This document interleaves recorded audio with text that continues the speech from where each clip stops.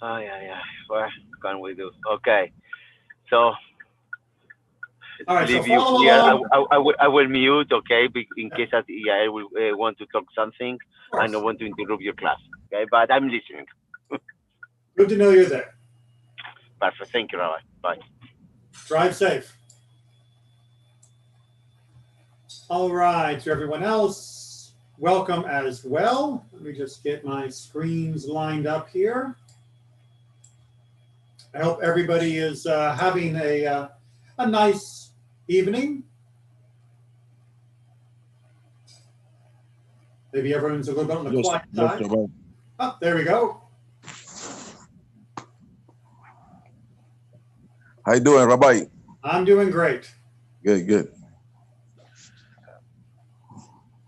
All right, we'll just give it one more minute for late arrivals on YouTube or for Zoom, and then we will jump in. We are picking up with Mishnah Yevamot, Chapter 1, Mishnah 2, and we will be diving back in. You'll find out that Mishnah 2 is sort of a continuation of the theme of Mishnah 1. So we'll give it Okay. a chance to review a little bit.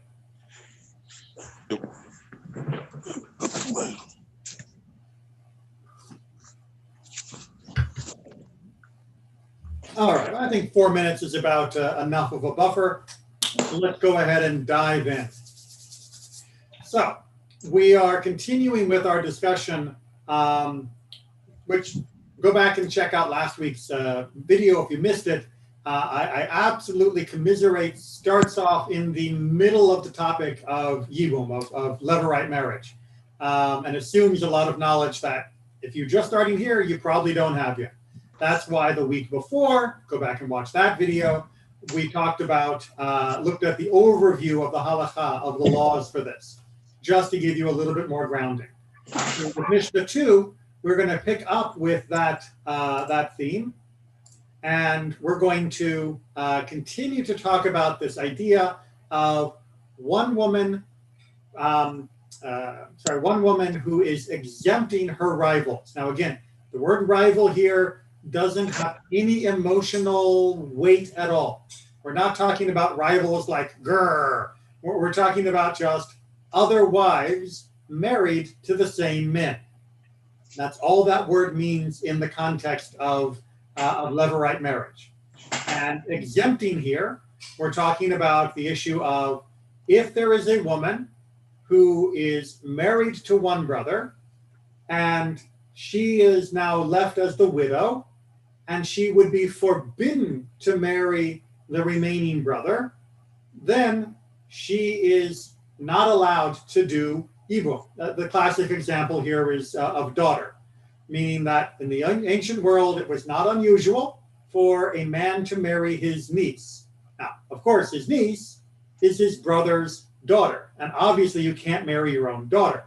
So she can't do levirate marriage with her father, her brother-in-law, and that means that she is off the hook. But so too, any other wife that was married to the deceased brother is also exempted, right? Those rivals are also canceled. They do not need to do anything. Okay, so that's our basic concept.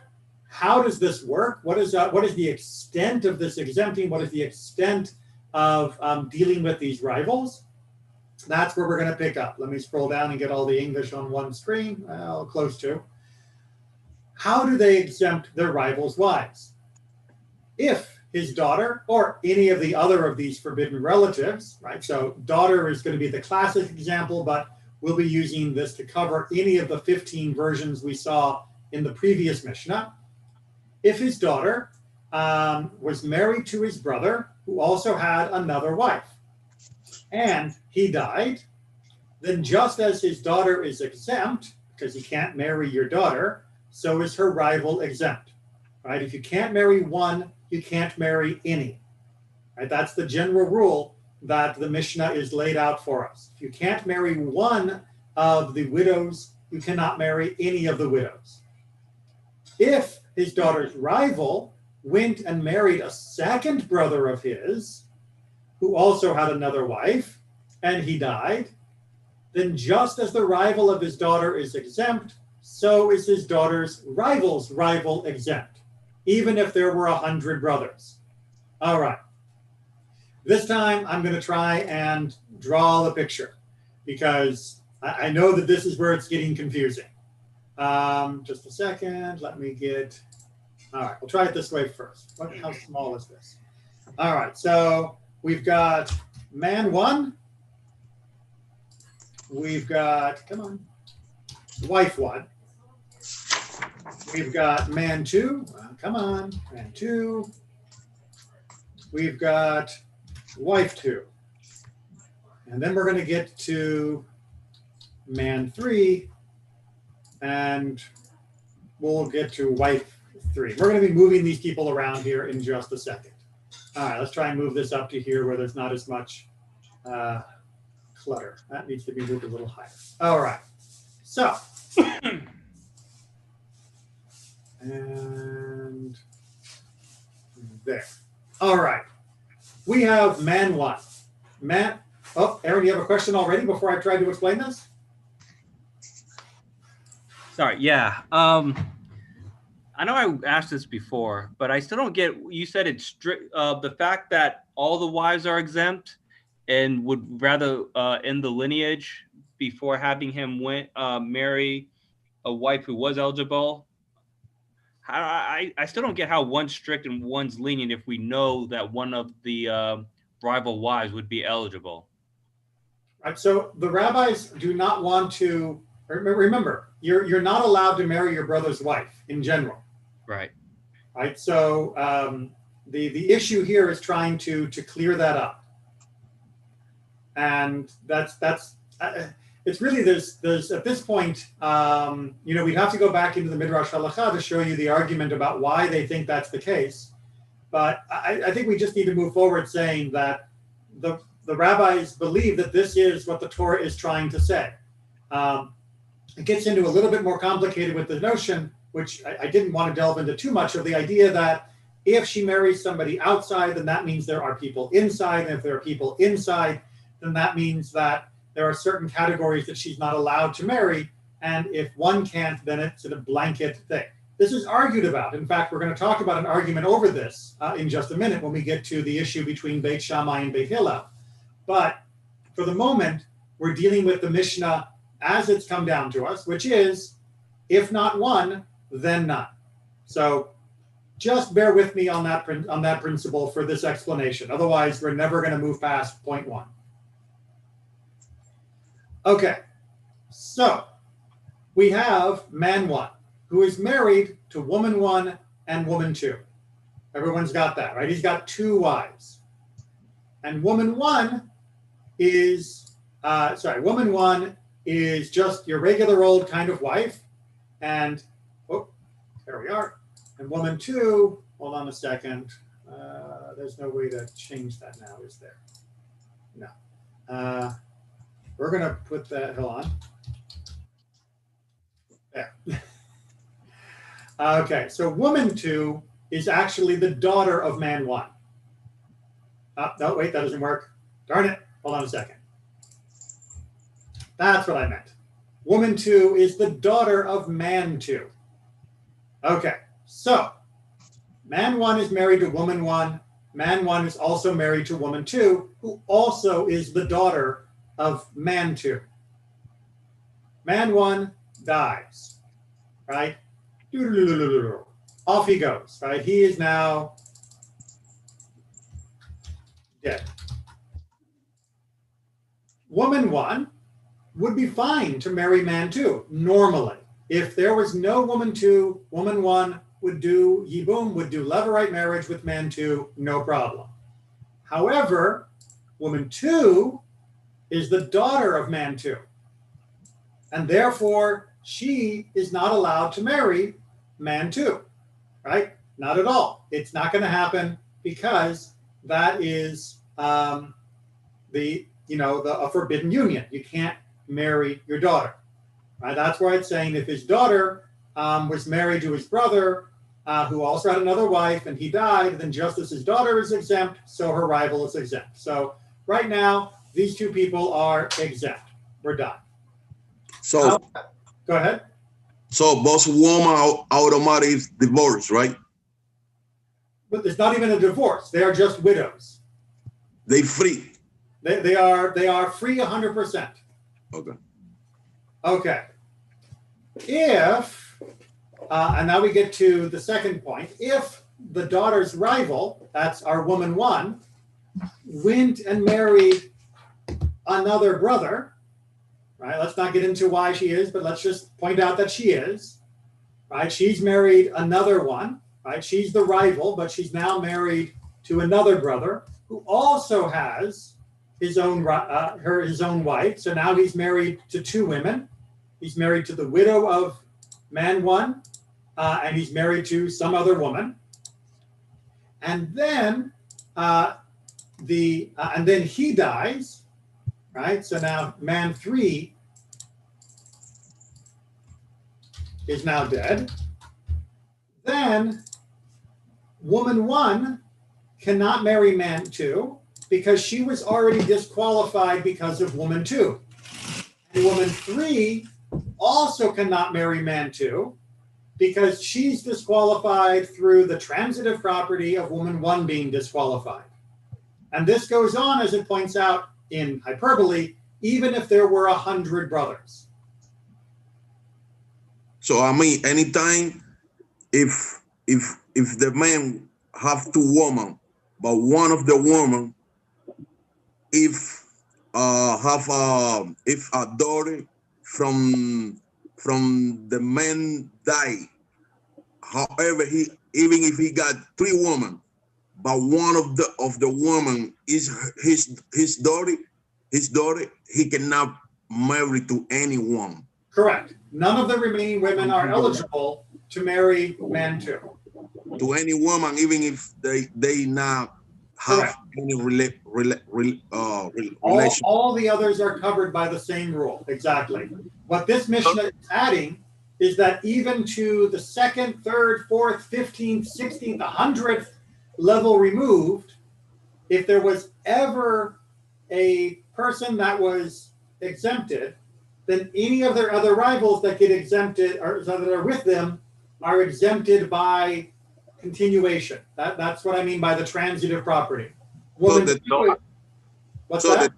the Torah just don't want his married from a daughter, or if it was a grandfather.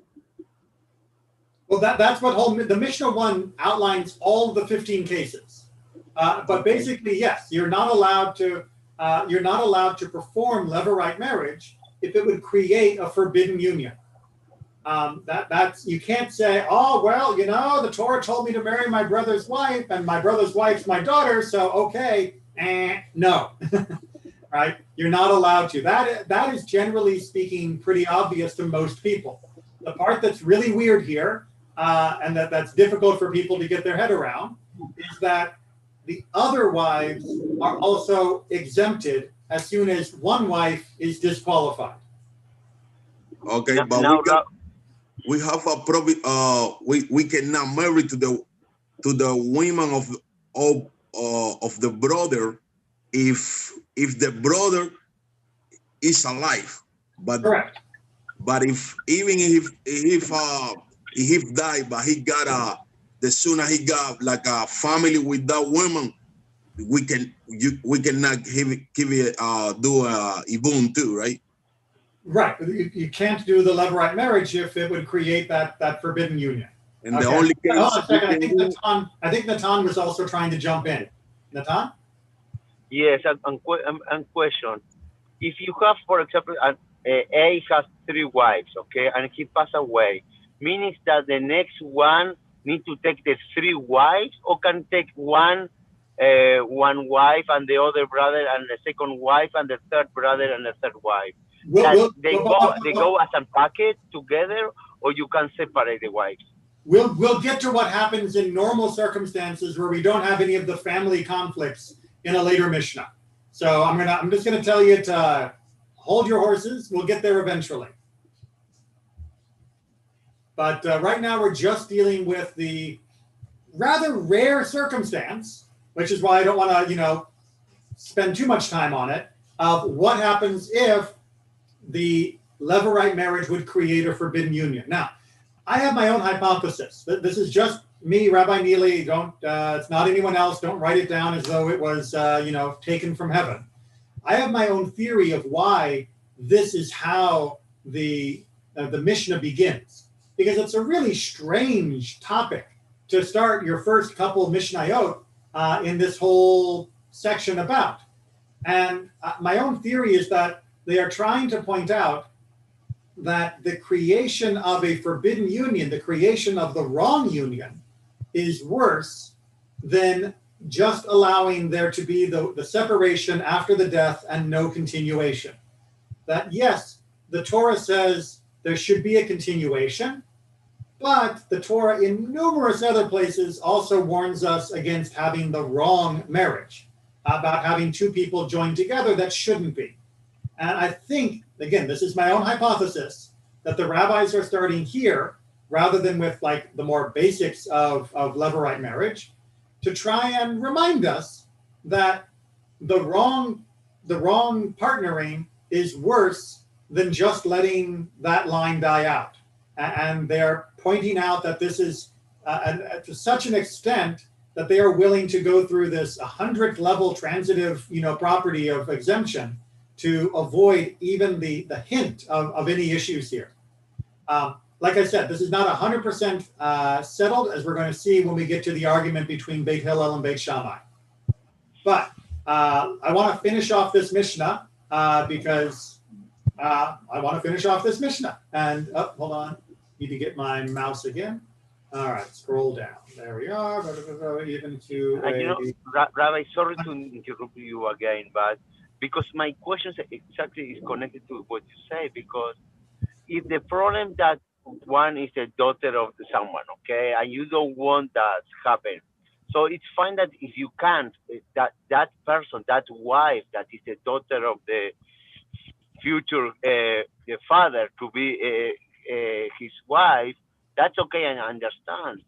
However, the rest, if you don't want that they will marry also the father, that's okay. However, they can marry other people. So maybe the daughter cannot marry the dad, but yes, the second wife can marry the husband, the dad of the co-wife. Right. So the question. Yeah. That's why I think it's counterintuitive that they forbidden anyone of the competitors marry the person. So, like I said, it's perfectly logical, and as we're going to see, that is actually the position. Both what you and Aaron are talking about is the position of Beit Shammai, which is that if somebody's out of the loop, they're out of the loop, but that doesn't disqualify the rest. And it's Beit Hillel that says, yeah, they do. So it's not an unreasonable position to take. It was a position of a major school of thought within Judaism. It's just not the halakha. It's just not the final position that our people settled on after much debate and discussion. So it's not that it's illogical. It's perfectly logical to say if one can't, the others could, and it is perfectly logical to say if one can't, none of them could, because again, logically, it does make sense that if we can't compel one, then we can't compel any, because we can't create a situation where there could be this hint of impropriety. All right, Aaron, you had your hand up for a second, but then you put it down. Sorry. Yeah, I just don't see, the only thing I can't make sense out on the logical sense is why would there be impropriety if there's a forbidden one, but the forbidden one's not involved in the marriage? Well, and that's the position of Beit Shammai, is that, as long as we're clear, we're clear. Tell you what, let's save this until we get into the argument between Beit Hillel and Shammai, and we'll see how they actually deal with the solutions here. So let's go ahead and finish up this part, which goes on to say, how is it that if they died, their rivals are permitted? Right? What does that mean? If a man's daughter or any one of these forbidden relatives is married to his brother, who had also had another wife, and his daughter died or was divorced, and afterwards his brother died, her rival is permitted. So what this is saying is, once the forbidden person is removed from the marriage, either because she dies or because she divorces the person, then the remaining wives are not bound by her prohibition to the brother. And therefore, they could marry and do levirate marriage as you would normally expect.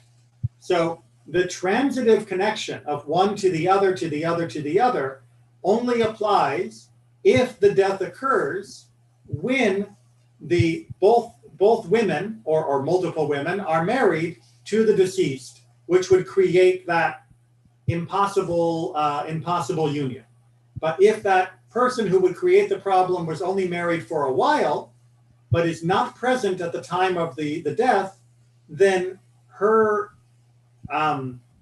wrinkle in the levirate system no longer applies because she is literally out of the picture. And then there's a third topic, which I just want to get on the table, and then I'll come back to questions.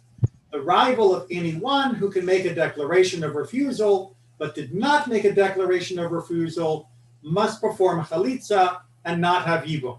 Right, so this is a very, again, rare, unique set of circumstances. Right, so you have a girl whose mother or brother helped arrange the marriage, and so therefore she could do the me'un, she could do the refusal if she wanted. And before she has done that refusal and before she has consummated the marriage, her husband, the betrothed, dies. So the question becomes, what is her status vis-a-vis her rivals? And she did not make a declaration of refusal, but she has not necessarily been betrothed completely because it was a rabbinic connection, because it was arranged by her brother and her mother rather than by her father. So therefore her betrothal doesn't have the same Torah standing. So how do they resolve this? They resolve this by sort of splitting the difference. They don't exempt all of her rivals, but they also don't let them do yibum. They don't let them do the levirate marriage. Instead, they force them to do the ceremony of chalitza, the removal of the shoe and the sending away so that they are split and free from one another. So they're treating her kind of like one, kind of like the other. Her betrothal was rabbinic, and therefore they don't really want to let the levirate marriage go through, because if her betrothal had more weight, she would have exempted them. And if her betrothal was nothing, then they would do levirate. So they settle on forcing the performance of chalitza. Aaron, thanks for your patience. Yes, Rabbi. If there was can you get around the wife disqualifying all the wives by giving them a get that's contingent and retroactive? So you can do an awful lot with a retroactive get. So yes, if you wanted to set it up that this is my get in case I die and your continued marriage to me would create an impossible situation for anyone to do yibum, yeah, you could probably write some sort of condition into a get that would make that work. And my get is, valid from this day, retroactive to the time of the death. Yes, that's certainly a legal possibility. Again, I don't know how often this sort of issue would have come up, and I don't know how often people would have taken that step in order to avoid it.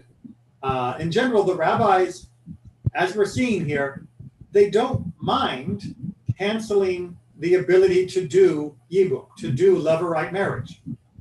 As we saw in the case of Sota, although for different reasons, the rabbis, generally speaking, are not super gung-ho about the whole levirate marriage thing.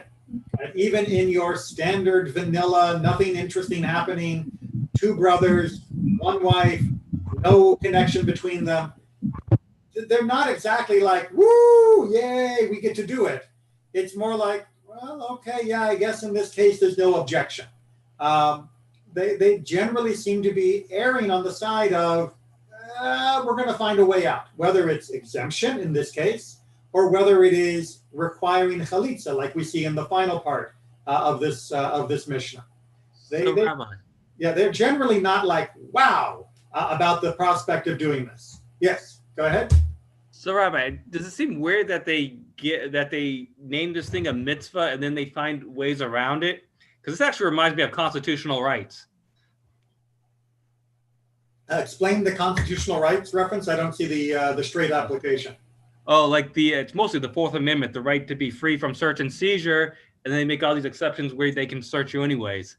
So it seems like it's, they're saying you should do this, but then they make all these exceptions where you where you probably shouldn't do it and err on the side of not doing it. Okay, so I see what you're trying to say. So yes, but that's not, depending upon how you look at it, it's not a canceling of the mitzvah. It's a fulfilling of the mitzvah in a strict definition. The same thing comes up in the case of, for example, a rebellious city. Right? There's a mitzvah in the Torah that says if the whole city has been given over to idolatry, that you have to destroy the entire city and turn it into a hill, into a pile of rubble. And there are many rabbis who basically say, not ever, never happened and never will. And similarly, the case of a Ben Sora Morer, a rebellious son, the rabbis point out a very narrow construction of it. Right? They say it has to have been a boy. It has to have been during a narrow month or period of time. That it has to have been specifically a certain quantity of food that he took and stole from his parent. They define it so narrowly that many of the rabbis are of the opinion that it never happened and never will. Now, and also capital punishment. We know very famously of the rabbis saying, if I was on the Beit Din, this would never happen. Does that mean they're saying the mitzvah is wrong? Does that mean they're saying the mitzvah never applies? No, the rabbis would never go so far as to cancel a mitzvah. They are not erasing a mitzvah. However, they are willing to say that in their day, in their circumstance, under their situation, that the performance of the mitzvah in what might seem like a superficially valid way is not the right course of action. And so therefore they will interpret the mitzvah while still keeping the mitzvah there and still keeping it within the chain of tradition of how interpretation is possible.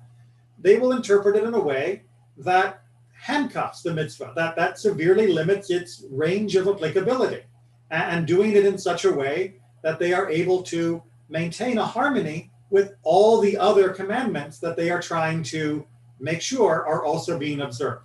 And that is something that may seem surprising to us, mostly because most of us are more familiar with a very didactic and, if you don't mind me saying, a very immature concept of the law. And I mean that for even among, American lawyers. No offense to you particularly, Aaron, but I just mean in general, many people seem to think of law as though it were a computer code, as though it was something that once you have said, if X, then Y, that you're done, and all you have to do is check against X, and you know to do Y. And that's simply not the way even that American law really works, nor is it the way that Judaism models the way law should work. That defining what is X and Y in every case, and defining the particulars, which sometimes are not self-evident in the way the law was written, but instead need a long period of interpretation and understanding and precedent building and reflexive ability to adapt to the circumstances of that day and its age, simply defies codification in a simple A equals B formula. It just cannot be reduced to that. And that means that at times we would be left scratching our head if we read something without recognizing that this is the product of, at this point, 1,000 years of understanding and application of the Torah from Sinai to the time when this is actually being written down in the Mishnah.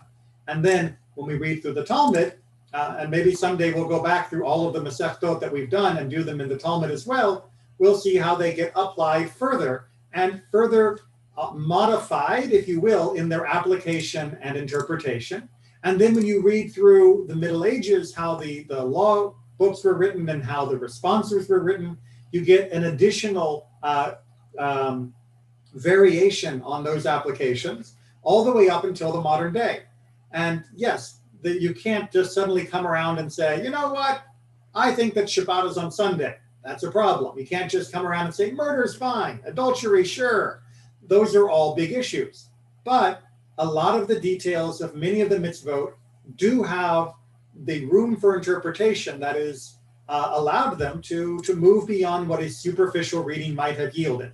And really, thank God that God told us that in Deuteronomy, we would need to go to the judges of our age, the judges of our day, and get that interpretation over and over and over. You can't interpret it once and be done.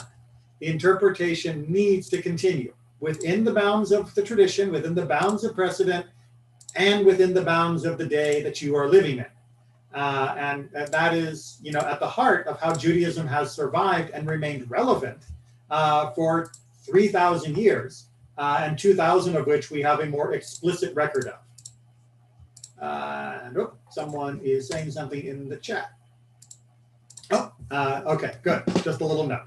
So yeah, this is a major topic, and one that I want to make sure that we get the theme of, even if the particulars are a little head scratching. Right? And the theme that is going here is the rabbis are interpreting as they see as correct the best way to apply the language of the Torah to the circumstances of its mitzvah in harmony with the rest of the Torah and in harmony with the day that and the circumstances in which they live. That, in a nutshell, is how Jewish law works. And it is based on the Torah. Again, like I said, which told us to go to the judges of our days in order to be able to figure this out. There was never an understanding, never a belief that we would interpret this once and then never have to interpret it again. Right? That is a modern fundamentalist view that was born out of the reactionary politics following the French Revolution, if you want to go back. I was having this conversation with someone just earlier today. But prior to that, nobody would have even blinked at the fact that this looks a little different than my initial reading of the Torah would have given me. Of course it looks different than your reading. You're not the tradition. You are a person learning the tradition, and that's okay. And like I mentioned, these different readings and different understandings, these are all validated by different opinions, whether they be minority or even larger than a tiny minority groups, like we're going to see with Beit Shammai. That's okay. But eventually, we decide and move on. Although, as we talked about from Eduyot, there may be at some time when we need to go back and re-examine those positions, and maybe Beit Shammai will win sometime in the future. But for now, the Mishnah is going with this line. And the tendency did continue, by the way. That is to say, throughout the Talmud and throughout the Middle Ages, the tendency continued to discourage or forbid levirate marriage in most circumstances. All right. Okay, so now we get to Mishnah 3. I want to get through definitely Mishnah 3 and Mishnah 4 tonight. We're going to make it through chapter 1 tonight, one way or another. There are 6 relatives that are more restricted than these, right, than even the 15 that we've talked about. Just a second. I think, Joel, I'm getting a little background noise in your mic, so I'm just going to mute you for the moment. So feel free to unmute if you have a question. There we go. It was just making a rustling noise on my speaker. There are 6 relatives that are more restricted than these, than the 15 we already saw, in that they may be married only to strangers, right? Marriage with their rivals is permitted, right? So these other 6, since they can only be married to strangers and could never be married to the brother, then their rivals are allowed, right? The rivals are allowed to go ahead and do levirate marriage with the remaining brother. And that would be his mother and his father's wife, his father's sister, his paternal sister, his father's brother's wife, and his paternal brother's wife.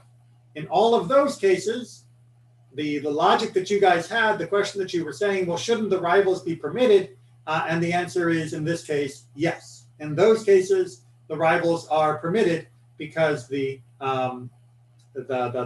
category here is so expansive, or so prohibited, that it is able to open up the door for everyone else. Okay, questions or comments on that before we jump into Mishnah 4?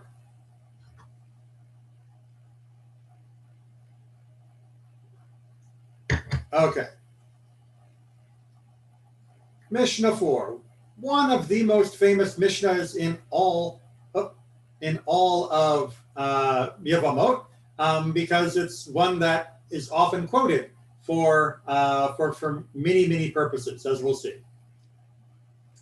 Beit Shammai permits the rival wives for the surviving brothers, as I mentioned earlier, and Beit Hillel prohibits them.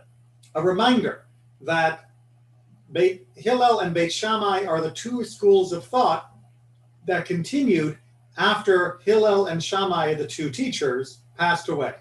So these are, think of them like universities, but slightly rival universities.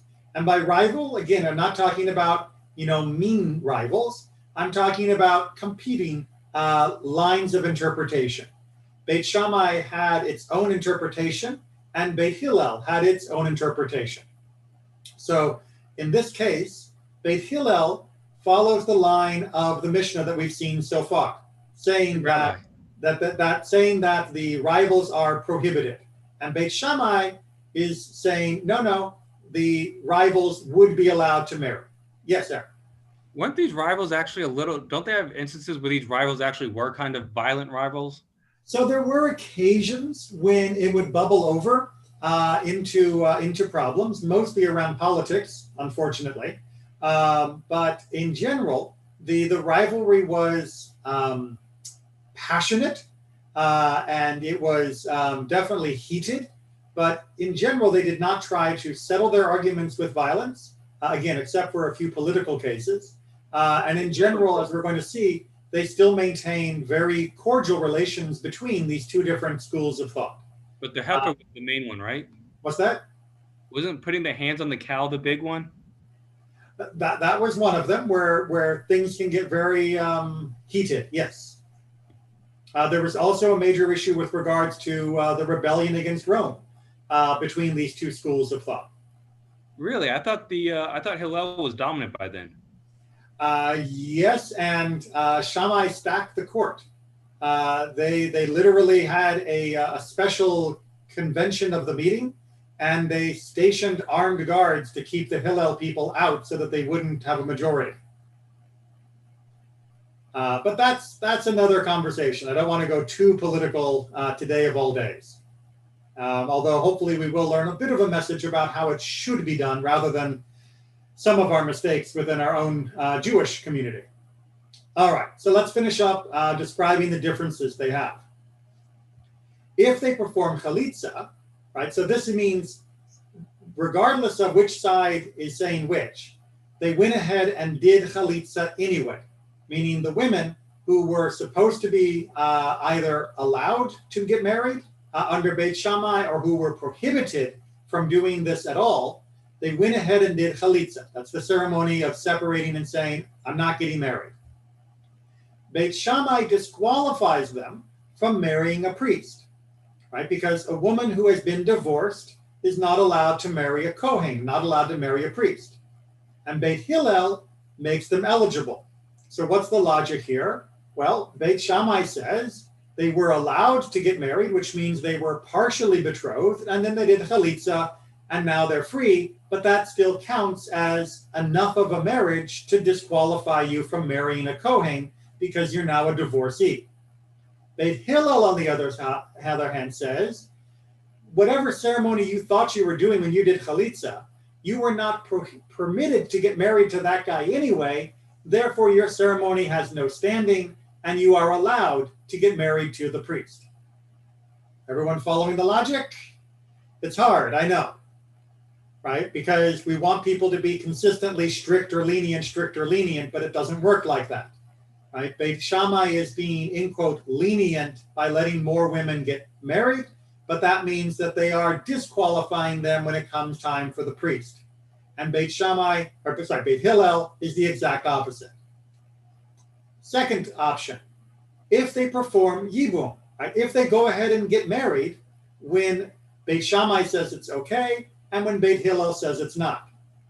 Beit Shammai makes them eligible to marry a priest, and Beit Hillel disqualifies them. Right? So this is dealing with the case of where they go ahead and get married. It's dealing with the case that she becomes a widow, right? So she gets married, and then the brother dies, right? The second brother. She is now a widow. A widow is allowed to marry a Kohen. A divorcee isn't. So because she got married and he died, then she is okay. She's eligible. Beit Hillel, on the other hand, disqualifies them. Why? Because she wasn't supposed to get married to the other brother, and in fact, the marriage is not considered to be valid, and therefore, it is licentious, right? She is behaving inappropriately. So is the brother, for that matter, but it's her status that is the subject of this particular law. So therefore, since the priests are not supposed to marry such women, they are separate from that. They are separated from getting married to the priest. So, on the one hand, each can be lenient, and on the other hand, each can be strict, depending upon which way the law works out on the different particulars of each of these different categories. Okay, everyone following that that logic?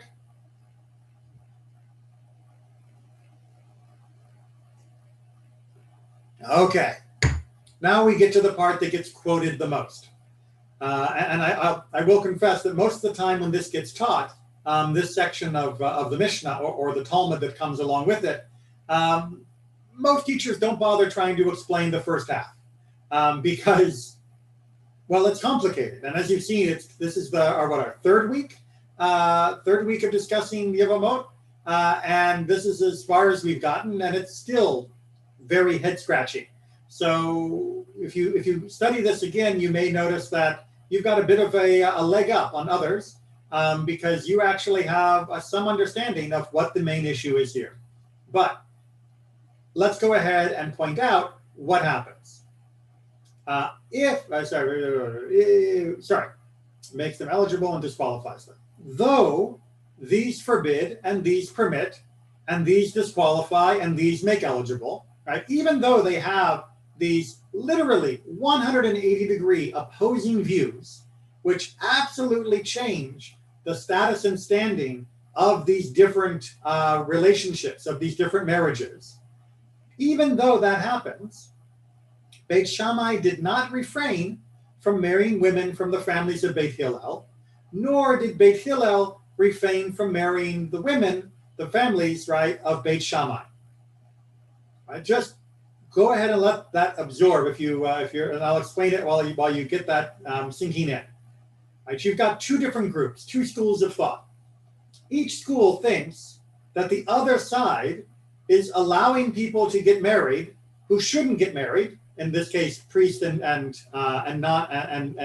woman, or is allowing people to get married that shouldn't get married, in this case, the widow and the brother, and that they're having children from these unions that are prohibited in their eyes. Right? These are relationships that shouldn't be happening. These are people who are being allowed to get married, or who are allowed to get married, either the brother and the widow, or the priest and the widow, and that simply shouldn't happen. However, and the offspring of such relationships, more or less, can be considered inappropriate. And in fact, in some ways of reading this, they can even be considered what are called mamzerim. Right? A mamzer is somebody that comes from a forbidden union. And as a person who comes from a forbidden union, unfortunately, they are not allowed to be brought in to the family, to other families. They're not allowed to be married in.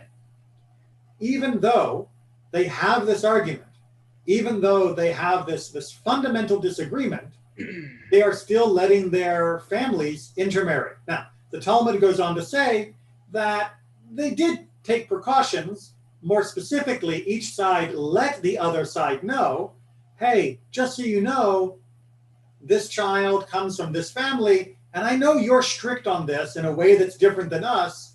So if that makes a difference, you should probably rethink that match that you're trying to make.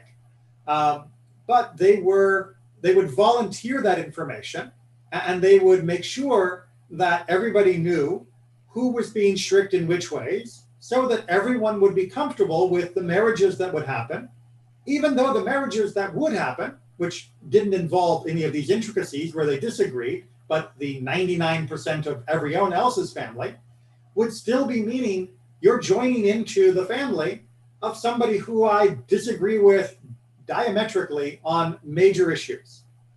I'm going to go ahead and just just finish off this Mishnah, and then I'm going to open it up for discussion, because we're going to deal with another case, an even broader case, and show their willingness to cooperate. So with regards to purity and impurity, right, the different things that a person, that the different rabbis and the different schools of thought would say what was pure and what wasn't pure, which these declared pure and the others declared impure, neither of them refrained from using the utensils of the other for the preparation of food that was ritually clean. Right? They would still go ahead and they would borrow. Oh, can I borrow your pot? Even though they knew that the other person had a different set of rules, and even though they knew that they would have a different set of rules, they would go ahead and borrow. Now, again, this was going under the assumption that each side would simply say, oh, by the way, this is how I used it, or this is, how I'm going to use it, so that if there was an issue that made the other side uncomfortable, then they would be able to make sure they could take care of it. They found a way to actually share their families, share their items, and they didn't necessarily have to give up their own opinions. There's a long discussion in the Talmud about whether they did or didn't, but the general feeling seems to be that at least for a large portion of time, Beit Shammai, which was the minority, didn't yield on all these issues, but did hold to it. Yet nevertheless, they were able to reconcile and still be part of the same community and still be able to share the 99.9% of the rest of life where they didn't disagree. All right, questions and comments? Rabbi, what are the chances this was partly out of necessity than out of trying to get along? Because you had a lot of, I don't want to use the word secular, but closer to secular, who didn't keep kosher, and at some point they would not share a table. Okay, so was this just if I don't marry that family, then I'm not going to have anybody to marry? If I don't at least, share some of my life with that person, and their utensils and their laws and their reading of the laws, then Judaism will fall apart. So there might have been some of that. But I would point out that there have been plenty of people throughout Jewish history that have chosen to walk away. There have been people who said, you know what, I completely disagree with what you're doing. Early Christianity, for example, walked away from Judaism and said they were not going to play by our rules. So did the Essenes, so did the Sadducees, and the Essenes and Sadducees basically disappeared. Now, you might have argued that the Sadducees should have, by necessity, decided to compromise more with Rabbinic Judaism, that the Essenes should have gotten out of living in the desert and decided to actually compromise and live among. But they decided to stick to their guns. They decided to be purists, to have that litmus test of if you're not in the mikvah 5 times a day, if you're not following the rules of the settlement, which we have some examples of from the Dead Sea Scroll and then also from the Cairo Geniza, that you're out of the book. We're not going to involve ourselves with you at all. We've seen communities like that in Judaism. The Karaites were similar, and there have been others as well. But did they draw the line somewhere? Because weren't some sectors of Judaism, maybe not back then, at least today, that are so relaxed that you see even in conservative rabbis would not eat at their table, especially if it's, or I don't want to say rabbis, observants would not eat at their table because they're too relaxed. So the issue of whether or not a person is willing to accept the food that is offered to them does come down to at least some knowledge of that particular food. And like I said, and this is something that I'm glad you're giving me a chance for re-clarification. The rabbis were not saying that they would marry somebody that they considered to be a mamzer, or that they would eat something that they considered to be impure. Right. What they are saying is that they would do everything else, even though they thought the other side was wrong on these issues. So for using your example, yes, if I'm visiting someone's house and they offer me a bacon cheeseburger, I'm going to say no, thank you. I'm not going to eat it. Does that mean I can't help them have a bar mitzvah for their kid? Of course I can. Of course I can still work with them on that. Does that mean we can't collaborate on a tzedakah project to help somebody in need? Of course we can. Can we study together? Absolutely. Right? I can still do everything else that we share in common as being Jews, but I can't do what I know is wrong. So if they ask me to have the bacon cheeseburger, I'll say no. But I'll do everything else that I can and everything else that is permitted to me to be with them. I'm not going to say, you offered me that. You are a terrible person. Get out. I never want to see you again. Come back when you've decided to follow Torah. If you violate one mitzvah, you might as well violate them. No, that is not the attitude that Judaism has had. Judaism has said over and over and over, everyone makes mistakes. Everyone is responsible for their mistakes. Everyone should fix their mistakes. But I am allowed to work with you on everything else except those mistakes. Oh, I thought this had a lot to do with eating at the same table, even though you acknowledge that the food at that table doesn't meet the standards of your we'll use the word sector of Judaism. So there are stringencies and there are stringencies. So there's a case, for example, in Shulchan Aruch, in the great law code from the Middle Ages, where he points out if you have a stringency, not a law, but a stringency, not an interpretation of the law, but just something you're being strict about, but you're going beyond the letter of the law, and you go to someone's house and they offer you something to eat, and they don't keep your stringency, you absolutely should be allowed and should eat what they are offering you. If they are offering you something that is forbidden, which is the issue here with the pure and impure issue, then yes, you have to say no. But a stringency is not something that should break your ability to actually share the experience of eating together. Would all rabbinic law like chicken parmesan be a stringency or? No. That's core mitzvah interpretation. So issues, like for example, Pat Yisrael, right? The idea that the bread has to be baked, deliberately by a Jew in a particular way and under certain supervision, right? That is a stringency. As long as the ingredients are kosher, as long as it was done in a kosher manner, you should be able to eat it. But unfortunately, some people will refuse unless it meets their stringency that they've added on top of it.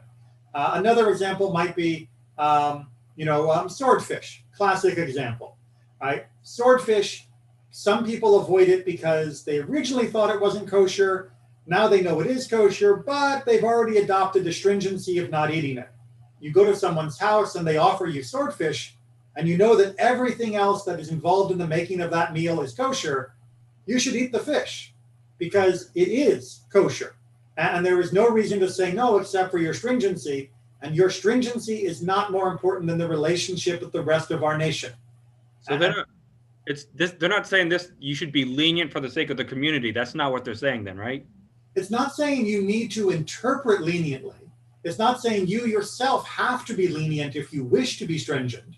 It's saying that your stringencies shouldn't become a barrier, right? There are many ways that you can keep your stringencies and even keep your interpretation of the law, of not just stringencies, but the actual base mitzvah, which is the case here with Shammai and Hillel. You can keep those while still joining together and being able to participate 100%, whether it be with family or whether it be with material goods, with the rest of the community. It's only if you choose not to, if you willingly decide, I will not associate with those people because they disagree with me, that is when you are getting into trouble with the basic principles of Judaism. But one more thing. The way I read this, it seems like both people thought that was the letter of the law, not that they were being stringent. Exactly. That's what I'm saying, right? They both believed that what they were doing in these cases with Beit Hillel and Beit Shammai, that what they were doing was the absolute core mitzvah, right? No wiggle room here. This is not, well, let's be a little strict. This is this is what it means to follow Torah. And they believed that, and they did that, but they still shared everything else that they could share. Yes, they had some disagreements. This is one of a few, and it may look like there are many because they get talked about a lot throughout the Mishnah and the Talmud, but by and large, Beit Hillel and Beit Shammai, if they were walking down the street and doing normal life, you'd be hard pressed to tell the difference between the two of them until it came to a few sort of flashpoints. And when those points happened, yeah, one would go left, one would go right, and then they would come back together on the next issue where they didn't disagree. And that's what I'm trying to say is so important about this teaching here and the longer discussion in the Talmud, is they are saying that, yes, there are times when you can have a disagreement, and on that point you can argue, but for the next issue where you agree, you can't still be fighting about the last argument where you didn't agree. You need to come back for the things that you do agree about and not resent, hate, or separate yourself completely from the other person about whom, with whom you have an argument on 1, 2, or a dozen or 100 points, because there are still 20,000 things that you agree need to be done. Sorry if my voice got a little high there. It's been a long day. And it's important for people to recognize that it is absolutely fine to disagree and absolutely fine to voice an opinion. It is not fine to try and force others to agree with your opinion. That the use of force and violence to achieve those goals is simply inappropriate. And the dehumanization of opponents and the repudiation of others as being valid citizens, or in some cases even human beings, is the antithesis of what Torah calls us to do. And with that, we will finish for today and hopefully have a brighter day tomorrow. Thanks, Rabbi.